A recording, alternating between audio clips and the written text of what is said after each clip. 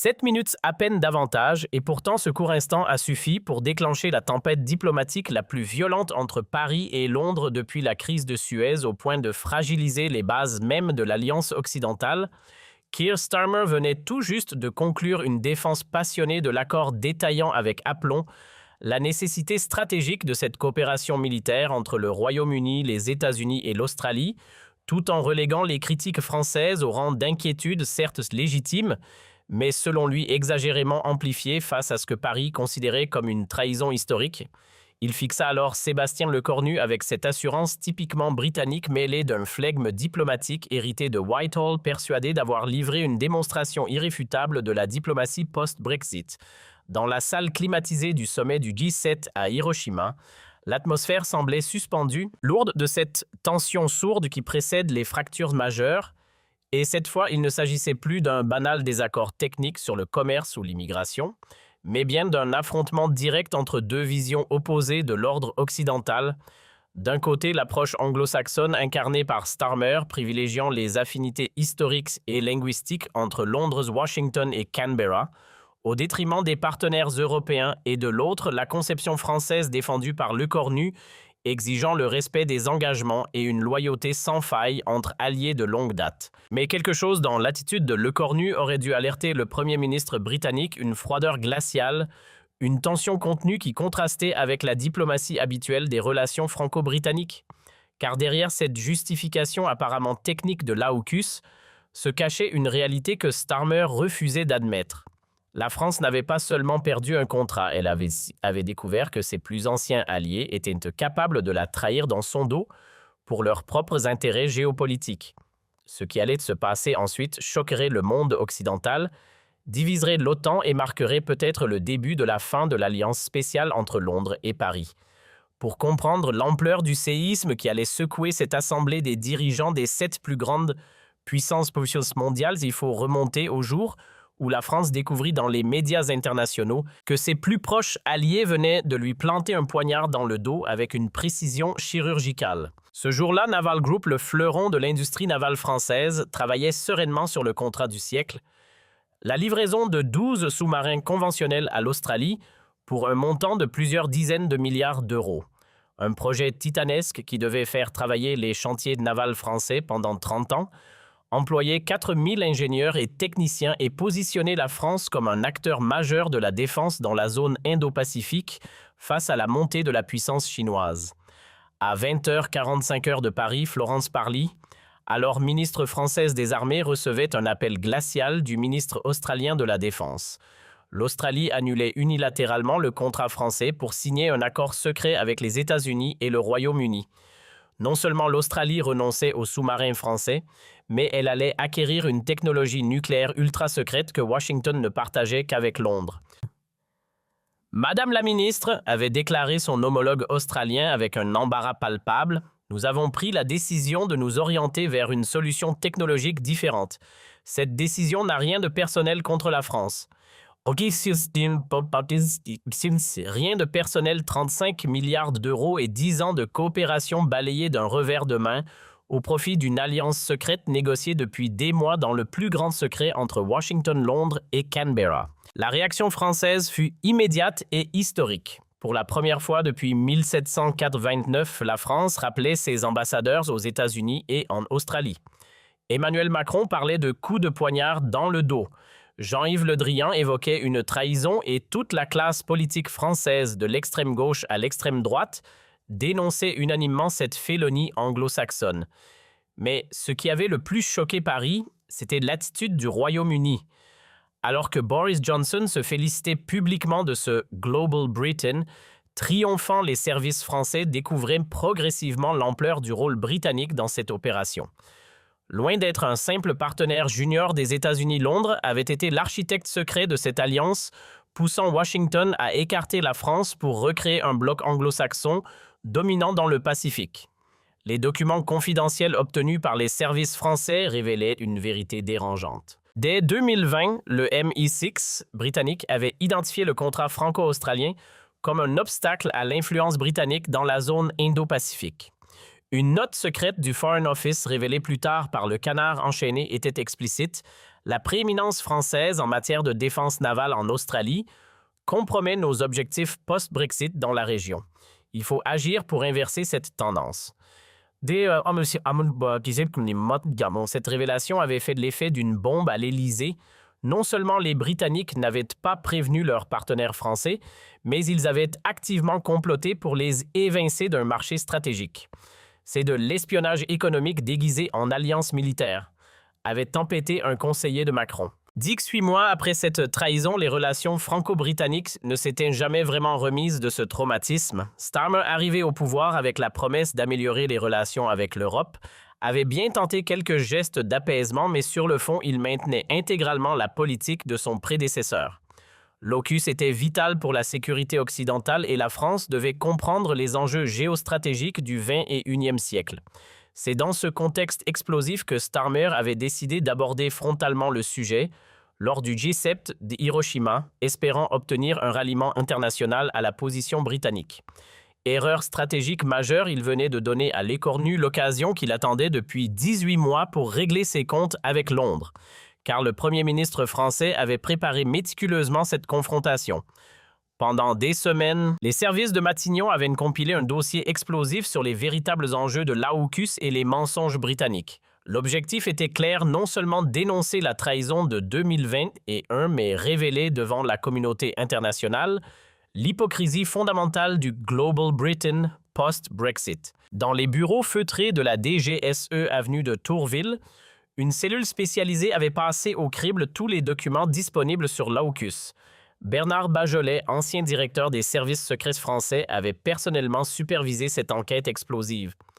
Monsieur le Premier ministre, avait-il expliqué à Lecornu lors d'une réunion ultra confidentielle, nous avons les preuves que Londres a délibérément saboté les intérêts de Français pour ses propres ambitions géopolitiques. C'est un acte d'hostilité déguisé en partenariat. Le dossier était accablant. Les services français avaient identifié au moins 15 réunions secrètes entre responsables britanniques, américains et australiens entre janvier et septembre 2021. Tous étaient organisés à l'insu de Paris malgré les accords de coopération entre alliés. Plus grave encore, plusieurs de ces réunions s'étaient tenues pendant des sommets internationaux où les Français croyaient négocier en toute confiance avec leurs partenaires. Un exemple particulièrement choquant lors du sommet du G7, pendant que Macron déjeunait avec Johnson et discutait de coopération européenne des conseillers britanniques, rencontraient secrètement leurs homologues australiens dans une autre pièce du même hôtel pour finaliser les détails de l'éviction française. C'est de la félonie à l'état pur, avait commenté un diplomate français. Mais le plus révoltant était encore à venir. L'enquête française avait révélé que plusieurs entreprises britanniques, notamment BAE Systems et Rolls-Royce, avaient commencé à préparer leur participation au programme australien dès le début 2021, soit 8 mois avant l'annonce officielle. Ces entreprises savaient donc que leurs concurrentes françaises allaient être évincées, mais avaient gardé le secret pour préserver l'effet de surprise. C'est de la concurrence déloyale organisée par l'État britannique, avait analysé Bruno Le Maire, ministre français de l'économie, en découvrant ces révélations. Ils ont utilisé leur alliance militaire pour éliminer nos entreprises d'un marché légitime. C'est contraire à tous les accords commerciaux internationaux. Ces découvertes avaient renforcé la détermination de l'écornu à obtenir des comptes de Londres. Le Premier ministre français était décidé à utiliser la tribune du G7 pour révéler publiquement l'ampleur de la trahison britannique et exiger des réparations pour les entreprises françaises lésées. La préparation de cette confrontation avait été d'une minutie extraordinaire. Jean-Yves Le Drian, ancien ministre des Affaires étrangères et témoin direct de la crise AUKUS, avait fourni tous les détails de la découverte de la trahison. Sébastien, vous devez comprendre que ce n'est pas seulement un contrat perdu, c'est la confiance dans l'alliance occidentale qui a été brisée. Si nos plus proches alliés nous poignardent dans le dos, que vaut encore notre parole? Cette dimension existentielle de la crise avait marqué l'écornu. Il ne s'agissait plus seulement de défendre les intérêts économiques français, mais de restaurer la crédibilité de la France comme puissance respectée par ses alliés. Starmer va découvrir que trahir la France a un prix, avait-il confié à ses conseillers. Le jour J, à 15h30 précise, dans la salle plénière du sommet du G7 à Hiroshima, Starmer monta à la tribune avec cette assurance britannique qui caractérisait la diplomatie de Londres depuis des siècles. Vêtu d'un costume gris anthracite impeccable arborant sa cravate rouge travailliste, il incarnait cette nouvelle génération de leaders britanniques qui voulaient réconcilier les ambitions post-Brexit avec les réalités géopolitiques contemporaines. Mesdames et messieurs les dirigeants du G7, commença-t-il avec cette diction d'Oxford, qui restait la marque de fabrique de l'élite britannique, je souhaite vous parler aujourd'hui d'un sujet crucial pour notre sécurité collective, l'Alliance AUKUS, et son rôle dans la défense des valeurs démocratiques face aux défis du XXIe siècle. Alternant références géostratégiques et appel à la solidarité occidentale, Starmer développait sa thèse. Face à la montée de la puissance chinoise dans le Pacifique, les démocraties occidentales devaient adapter leurs alliances et leurs outils de défense, même si cela impliquait des choix difficiles et des partenariats renouvelés. L'Alliance AUKUS, expliquait-il avec conviction, n'est pas dirigée contre nos autres partenaires, mais pour la défense de nos valeurs communes. Elle représente le summum de la coopération technologique entre démocraties, le partage des innovations les plus avancées au service de la paix mondiale. Puis vint la justification qui allait déclencher la fureur française. Nous comprenons que nos partenaires français aiment pu être déçus par l'évolution de la situation australienne. Mais la géopolitique moderne exige parfois des décisions rapides et confidentielles. L'important n'est pas qui fournit les équipements, mais que les démocraties restent unies face aux autocraties. Cette minimisation de la déception française était calculée pour irriter. Mais Starmer ne s'arrêta pas. Porté par sa propre logique, il poussa le bouchon encore plus loin. La France reste notre partenaire privilégié en Europe, mais dans le Pacifique, d'autres alliances sont plus appropriées. Chaque nation doit accepter que sa zone d'influence naturelle a des limites géographiques et stratégiques. Cette dernière phrase était une gifle monumentale. Starmer venait d'expliquer publiquement que la France devait rester cantonnée à l'Europe et accepter que le Pacifique soit une chasse gardée anglo-saxonne. Dans l'assistance, plusieurs dirigeants échangèrent des regards inquiets.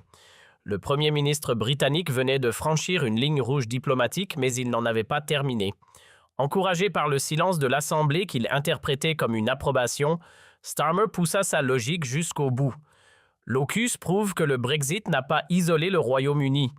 Au contraire, il nous a libérés des contraintes européennes pour nouer des partenariats stratégiques plus ambitieux avec nos alliés naturels anglophones. Cette fois, c'était une déclaration de guerre à l'Union européenne tout entière. Dans la délégation française, les visages se fermaient. Le cornu lui prenait des notes avec un calme inquiétant.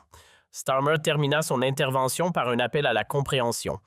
J'espère que nos partenaires français sauront dépasser leur déception légitime pour rejoindre cette vision commune de la sécurité occidentale. L'histoire jugera nos choix d'aujourd'hui. Les applaudissements qui suivirent furent polis mais réservés. Seuls les représentants américains et australiens manifestèrent un enthousiasme visible. L'atmosphère était tendue et tous les regards se tournèrent vers le cornu. Quand il demanda la parole, le premier ministre français se leva avec cette élégance martiale qui caractérisait l'ancienne génération militaire française, monta à la tribune sans hâte et fixa Starmer droit dans les yeux avant de prononcer les mots qui allaient entrer dans l'histoire de la diplomatie occidentale. « Monsieur le Premier ministre Starmer, commença-t-il d'une voix posée mais tranchante comme une lame, je vous remercie pour cette leçon de géopolitique. Permettez-moi maintenant de vous donner une leçon sur ce que signifie réellement le mot « alliance entre nations civilisées ». L'attaque était immédiate et personnelle. Le cornu sortit un dossier noir de sa serviette et commença méthodiquement à égrener des faits que personne dans l'assistance n'avait anticipés. Vous parlez de décisions rapides et confidentielles. Permettez-moi de vous rappeler chronologiquement comment vous avez organisé cette trahison. Le mot était « lâcher trahison ». Dans l'assistance, c'était la stupéfaction. Janvier 2020 et une première réunion secrète entre vos services et Washington pour évincer la France du contrat australien. Mars 2021, vos entreprises BAE, Systems et Rolls-Royce commencent à préparer leurs offres australiennes. Juin 2021, pendant que le président Macron déjeune avec Boris Johnson au G7 de Cornouailles, vos conseillers rencontrent secrètement les Australiens dans l'hôtel d'à côté.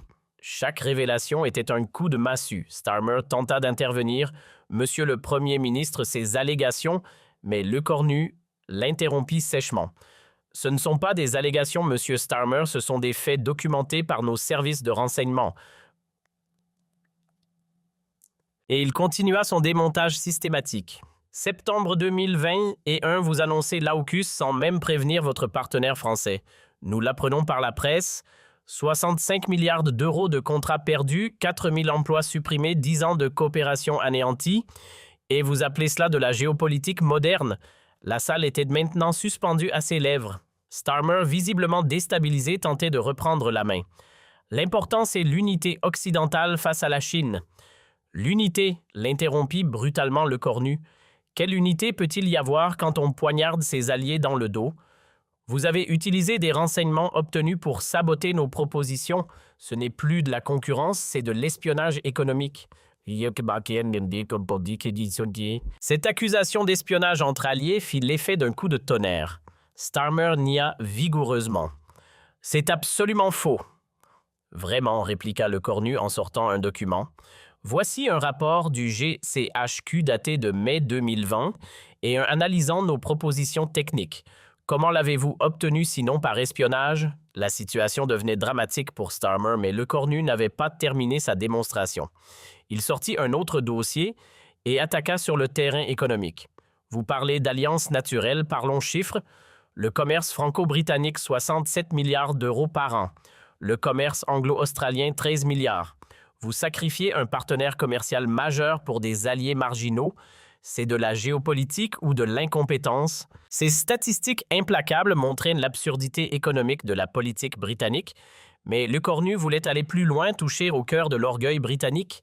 Et puis, monsieur le Premier ministre, permettez-moi de vous rappeler quelques vérités historiques que vous semblez avoir oubliées.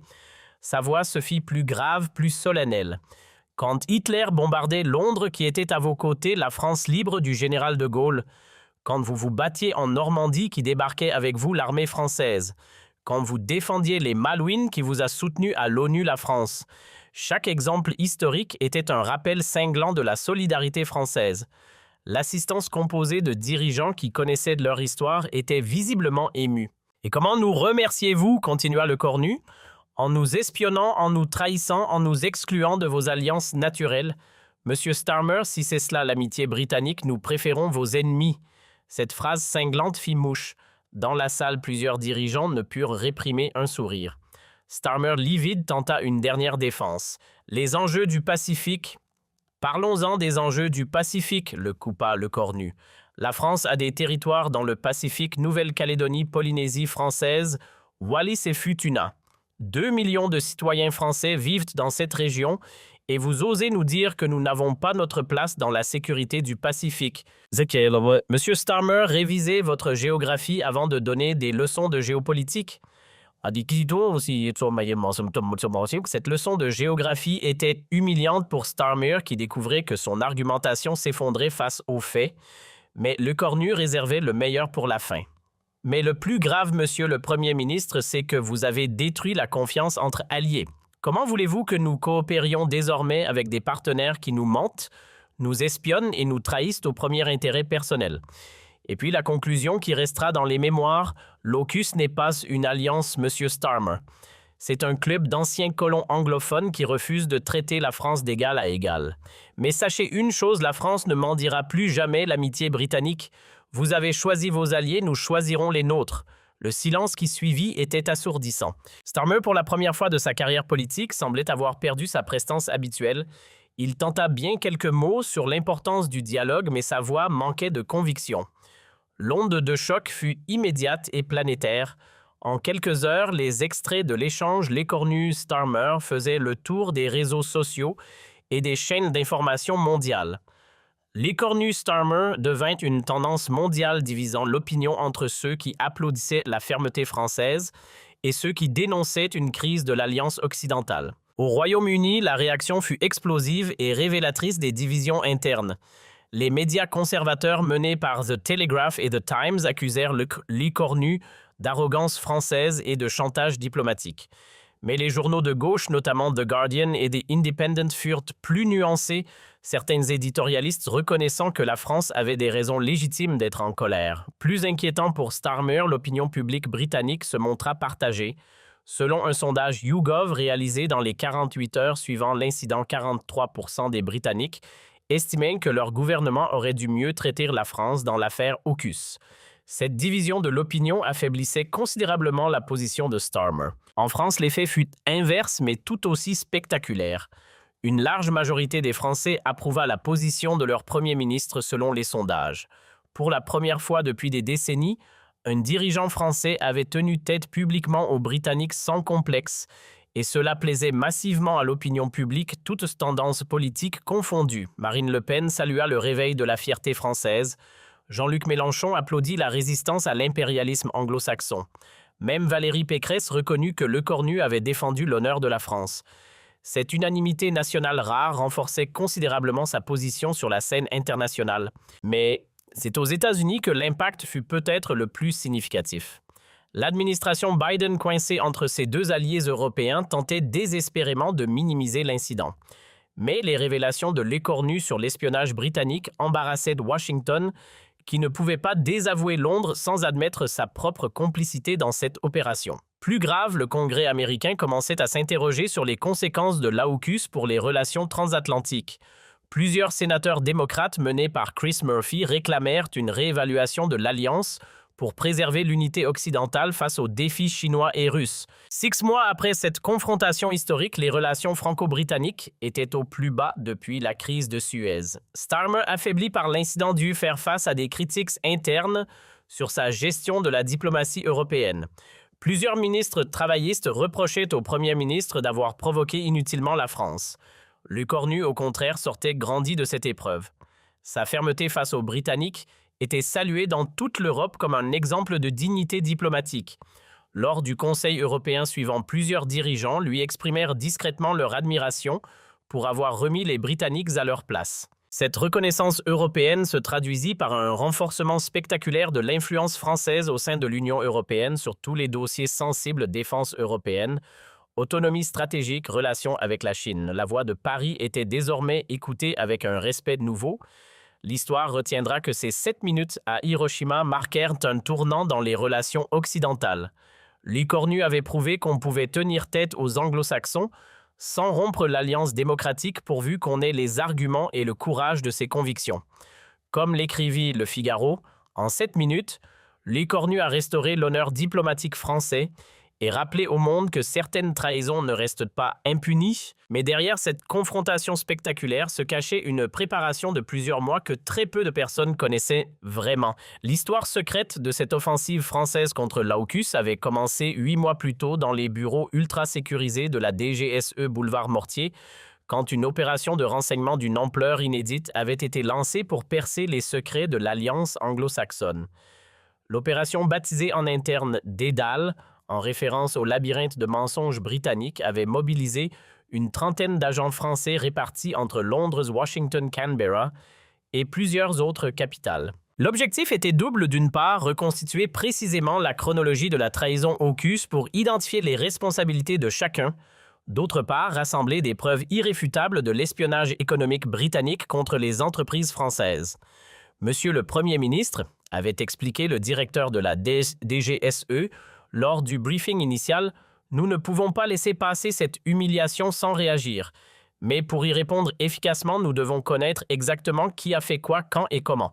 Cette opération va nous donner les munitions nécessaires pour détruire la crédibilité britannique devant la communauté internationale. Les résultats de l'opération Dédale dépassèrent toutes les espérances françaises en infiltrant les réseaux de communication de plusieurs entreprises de défense britanniques. Et en recoupant ces informations avec les écoutes diplomatiques traditionnelles, les services français avaient reconstitué un puzzle édifiant de duplicité anglo-saxonne. Le document le plus explosif était un mémorandum interne du MI6 daté du 18 janvier. Ce document, obtenu par un agent français infiltré dans les services britanniques, révélait l'existence d'une opération baptisée Pacific Crown, visant explicitement à neutraliser l'influence française dans la zone Indo-Pacifique par tous les moyens nécessaires. Plus choquant encore, le mémorandum détaillait la stratégie britannique. L'objectif premier est d'évincer Naval Group du contrat australien en proposant une alternative technologiquement supérieure. L'objectif secondaire est d'isoler la France des discussions stratégiques majeures dans le Pacifique. L'objectif tertiaire est de démontrer que la Global Britain post-Brexit peut rivaliser avec les ambitions françaises traditionnelles.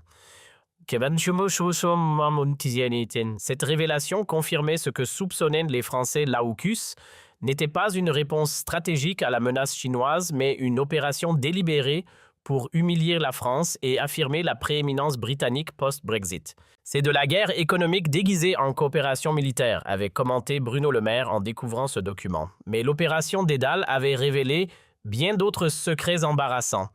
Les agents français avaient identifié au moins 23 opérations d'espionnage britanniques contre des entreprises françaises entre Dassault Safran et Airbus. Toutes les grandes entreprises françaises de défense avaient été espionnées par les services britanniques avec une intensité inhabituelle. Un exemple particulièrement révoltant concernait les négociations secrètes entre Dassault et l'Inde pour la vente de Rafale. Les services français découvrirent que le GCHQ britannique avait intercepté et décodé toutes les communications entre Paris et New Delhi pendant 6 mois, transmettant ces informations stratégiques à BAE Systems pour l'aider à formuler une contre-offre. C'est de la concurrence déloyale organisée par l'État, avait tempêté Éric Trappier, PDG de Dassault. Ces révélations avaient profondément choqué Emmanuel Macron. Comment peut-on prétendre être des alliés tout en nous espionnant systématiquement? S'était-il indigné lors d'un conseil de défense exceptionnel convoqué pour examiner les résultats de l'opération Dédale. Cette duplicité britannique doit cesser et nous devons leur faire payer le prix de cette trahison. C'est dans ce contexte que l'Écornu avait reçu mission de préparer une réponse diplomatique d'une ampleur inédite. L'objectif n'était plus seulement de protester contre l'AUKUS, mais de révéler publiquement l'ampleur de la duplicité britannique pour dissuader Londres de récidiver. Pour préparer cette offensive, le Cornu avait constitué une cellule de crise regroupant les meilleurs experts français en relations anglo-saxonnes. Sylvie Berman, ancienne ambassadrice à Londres et fine connaisseuse des arcanes britanniques, avait apporté son expertise sur les faiblesses psychologiques de l'establishment londonien. Monsieur le Premier ministre, avait-elle expliqué lors d'une réunion confidentielle à Matignon, les Britanniques sont très sensibles aux accusations d'espionnage entre alliés. Ils ont construit leur réputation diplomatique sur l'image du fair play et de la loyauté envers les partenaires. Si nous prouvons publiquement qu'ils nous espionnent, leur crédibilité internationale s'effondrera. Cette analyse psychologique avait guidé la stratégie française. Au lieu de se contenter de critiquer l'AUKUS, les Cornus allaient révéler les preuves d'espionnage pour frapper l'orgueil britannique au cœur et détruire leur réputation de gentlemen diplomatiques. L'ancien amiral Pierre Vendier, chef d'état-major de la Marine nationale, avait également été consulté pour l'aspect militaire du dossier. Sébastien Locus est militairement absurde, avait-il expliqué. Les sous-marins nucléaires britanniques ou américains ne seront pas livrés avant des années. Ils ont sacrifié l'efficacité militaire à leur logique politique. Cette analyse technique renforçait l'argumentaire français. L'AUKUS était non seulement une trahison diplomatique, mais aussi une erreur stratégique majeure qui affaiblissait la sécurité occidentale dans le Pacifique. La dimension économique avait été confiée à Agnès Pannier-Runacher, ministre déléguée chargée de l'industrie qui avait compilé un dossier accablant sur les conséquences de l'AUKUS pour l'industrie française.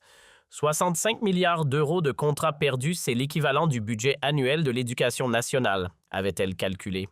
4 000 emplois directs supprimés, 12 000 emplois indirects menacés. Les Britanniques ont détruit des familles françaises pour leurs ambitions géopolitiques.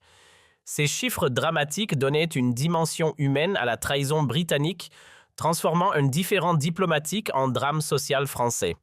Le Cornu était décidé à utiliser cette réalité pour émouvoir l'opinion internationale et isoler Londres. Mais l'aspect le plus novateur de la préparation française concernait l'utilisation des réseaux sociaux et de l'opinion publique mondiale. Anne-Sophie Bradel, directrice de la communication de Matignon, avait développé une stratégie digitale sophistiquée pour amplifier l'impact de la confrontation avec Starmer. Monsieur le Premier ministre, nous ne pouvons plus nous contenter de la diplomatie traditionnelle, avait-elle expliqué. À l'ère des réseaux sociaux, l'opinion publique compte autant que les chancelleries. Si nous arrivons à faire de Starmer le symbole de la duplicité britannique, nous aurons gagné la bataille de l'image. Cette stratégie de diplomatie publique était révolutionnaire pour la France, traditionnellement attachée aux canaux diplomatiques classiques. L'équipe de Le Cornu avait même prévu plusieurs scénarios de réponse selon les réactions de Starmer. S'il nie l'espionnage, nous sortons les preuves documentaires. S'il minimise l'impact économique, nous donnons les témoignages des familles d'ouvriers licenciés. S'il invoque la solidarité occidentale, nous rappelons l'histoire des trahisons britanniques, avait détaillé un conseiller. Cette préparation quasi-militaire de la confrontation diplomatique reflétait la détermination française à ne plus jamais se laisser humilier par Londres. Cette fois, nous sommes prêts, avait confié Lecornu à ses collaborateurs les plus proches. Starmer va découvrir que la France sait se défendre quand elle est attaquée. Les 3 semaines précédant le G7 d'Hiroshima avaient été consacrées à des simulations intensives dans les salons de Matignon. Sylvie Berman jouait Starmer avec un réalisme saisissant reproduisant les tics de langage, les arguments habituels et les techniques de diversion du Premier ministre britannique. « Monsieur Lecornu Locus renforce la sécurité occidentale », s'exclamait-elle en imitant l'accent oxfordien de Starmer. « Madame l'ambassadrice, en espionnant vos alliés, vous détruisez la confiance occidentale », répliquait Lecornu avec une froideur calculée. À chaque simulation, sa performance s'améliorait, ses contre-attaques se précisaient. Ces répétitions incluaient même la gestion des réactions émotionnelles. Un psychologue spécialisé dans les négociations de crise avait travaillé avec Lecornu sur sa capacité à rester calme face aux provocations. Monsieur le Premier ministre Starmer va essayer de vous énerver pour vous faire perdre votre sang-froid. Votre force sera de rester glaciale pendant que vous l'écrasez factuellement. Cette maîtrise émotionnelle s'était révélée décisive lors de la confrontation. Pendant que Starmer perdait progressivement contenance face aux révélations françaises, Lecornu maintenait un calme olympien qui renforçait l'impact de ses accusations. Le voyage vers Hiroshima s'était déroulé dans une atmosphère de détermination absolue à bord de l'Airbus A330 présidentiel. Lecornu avait passé les 12 heures de vol à mémoriser les derniers détails de son dossier d'accusation. Son équipe l'entourait comme des généraux préparant une bataille décisive, vérifiant chaque document, affinant chaque argument. « Rappelez-vous », lui avait dit Sylvie Berman pendant le vol, « vous ne défendez pas seulement les intérêts de Français. Vous portez la voix de tous les pays qui en ont assez de la duplicité anglo-saxonne. Beaucoup de dirigeants pensent comme nous mais n'osent pas l'exprimer. Soyez leur voix. » Ces encouragements avaient renforcé la détermination de Lecornu à mener cette bataille diplomatique jusqu'au bout. Il ne s'agissait plus d'un simple règlement de compte franco-britannique, mais d'un combat pour la loyauté et la transparence dans les alliances occidentales. À Hiroshima, l'atmosphère était survoltée bien avant le début du sommet. Les médias internationaux sentaient qu'un affrontement majeur se préparait entre Londres et Paris. Les correspondants diplomatiques britanniques et français se livraient une guerre de communication anticipée, chacun tentant d'influencer le récit avant même le début des débats. Dans la délégation britannique, l'inquiétude était palpable. Les services de renseignement londoniens avaient intercepté des signaux indiquant que les Français préparaient quelque chose d'important contre l'AUKUS, mais ils ne soupçonnaient pas l'ampleur du dossier d'accusation compilé par Paris. Les Français vont probablement critiquer l'AUKUS comme d'habitude, avait prédit un conseiller de Starmer. Nous répondrons avec nos arguments habituels sur la sécurité du Pacifique. C'est une routine diplomatique. Cette sous-estimation allait coûter cher au camp britannique. La veille de la confrontation, Lecornu avait reçu un appel d'encouragement surprise d'Ursula von der Leyen, présidente de la Commission européenne. « Sébastien, l'Europe entière attend votre intervention. Il est temps de dire aux anglo-saxons qu'ils ne peuvent plus traiter l'Europe comme une quantité négligeable. » Ce soutien européen discret mais réel avait galvanisé Lecornu. Il ne représentait plus seulement la France, mais une Europe fatiguée des manipulations anglo-saxonnes post-Brexit. Le matin de la confrontation à 6h30 heure locale, Lecornu s'était levé dans sa suite de l'hôtel Riga Royal pour une dernière révision de ses notes. Aujourd'hui, je vais dire à Starmer et au monde entier ce que pensent vraiment les Européens de la duplicité britannique, avait-il confié à son chef de cabinet. Plus jamais nous ne laisserons Londres nous humilier impunément. Arrivé au centre de conférence d'Hiroshima, il avait immédiatement senti l'effervescence exceptionnelle. Plus de 300 journalistes étaient accrédités, un record pour un sommet du G7. Dans la salle plénière, l'atmosphère était électrique. Chacun savait qu'il allait assister à bien plus qu'un débat diplomatique classique. C'était un procès public de la politique britannique post-Brexit avec Lecornu dans le rôle du procureur et Starmer dans celui de l'accusé. Pendant que Starmer avait pris la parole pour défendre l'AUKUS, Lecornu l'avait écouté avec l'attention d'un chasseur étudiant sa proie. Chaque argument britannique, chaque justification géostratégique, chaque tentative de minimisation était mentalement catalogué et préparé à la destruction. Il développe exactement la rhétorique que nous avions prévue, prétention morale, justification géopolitique, minimisation de la trahison française. Je vais pulvériser tout cela point par point. Et effectivement, quand Starmer avait terminé son plaidoyer pro-AUKUS, il avait donné à l'écornu toutes les ouvertures nécessaires pour une contre-attaque dévastatrice, ses tentatives de justifier l'exclusion française, ses références aux alliances naturelles anglophones, sa minimisation de la déception française, tout était prévisible et préparé à la riposte. C'est alors que l'écornu avait livré sa performance historique, utilisant chaque révélation, chaque preuve, chaque argument comme une arme chirurgicale pour démonter méthodiquement la crédibilité britannique devant la communauté internationale. Mais ce que l'assistance du G7 n'avait pas vu, c'était la stratégie psychologique subtile qui sous-tendait chaque attaque française, formée par les meilleurs experts en guerre psychologique l'écornu, appliquait en temps réel des techniques de destruction contrôlée de l'adversaire mises au point par les spécialistes français en négociation de crise. Première technique, l'accumulation probatoire. Chaque accusation était immédiatement étayée par des preuves documentaires rendant impossible toute dénégation crédible. Deuxième technique, l'escalade émotionnelle. Les révélations étaient classées par ordre d'impact croissant culminant avec l'espionnage économique. Troisième technique, l'inversion des rôles. Au lieu de se défendre contre les critiques britanniques, l'écornu plaçait Starmer en position d'accusé qui devait justifier ses actes. Quatrième technique, l'isolement moral. En rappelant l'histoire des solidarités franco-britanniques, l'écornu faisait de la trahison AUKUS une faute morale impardonnable. Cette maîtrise technique explique pourquoi la performance de l'écornu eut un impact si dévastateur sur l'opinion. Ce n'était pas seulement une attaque diplomatique brillante, c'était une leçon magistrale de destruction psychologique d'un adversaire politique. L'onde de choc qui suivit dépassa toutes les prévisions françaises. En quelques heures, les extraits de la confrontation étaient traduits en 31 langues et diffusés sur tous les continents. Les universités de relations internationales organisaient des débats d'urgence pour analyser cette révolution dans la diplomatie occidentale. À Harvard, le professeur Joseph Nye déclara « En 7 minutes, l'écornu a redéfini les codes de la diplomatie contemporaine. Il a montré qu'on pouvait détruire un adversaire avec des faits plutôt qu'avec des menaces. » À Oxford, le professeur Richard Haas analysa « C'est un tournant dans les relations occidentales. Plus jamais un dirigeant européen ne laissera les anglo-saxons décider seuls de l'avenir de l'Alliance. » Mais c'est peut-être la réaction des services de renseignement mondiaux qui fut la plus révélatrice. L'utilisation publique par l'écornu de documents secrets britanniques marquait une rupture dans les usages diplomatiques traditionnels. Les Français ont franchi un tabou, analysa un responsable de la CIA. Révéler publiquement l'espionnage entre alliés change les règles du jeu. Cette transparence radicale française inspirait déjà d'autres pays. L'Allemagne commençait à questionner publiquement les écoutes américaines révélées par l'affaire Snowden. L'Italie réclamait des explications sur l'espionnage économique britannique de ses entreprises. L'Europe découvrait qu'elle pouvait exiger des comptes de ses alliés. 6 mois après cette confrontation historique, les conséquences géopolitiques étaient majeures et durables. Les relations franco-britanniques étaient gelées, mais la France avait gagné en crédibilité et en influence dans le monde entier.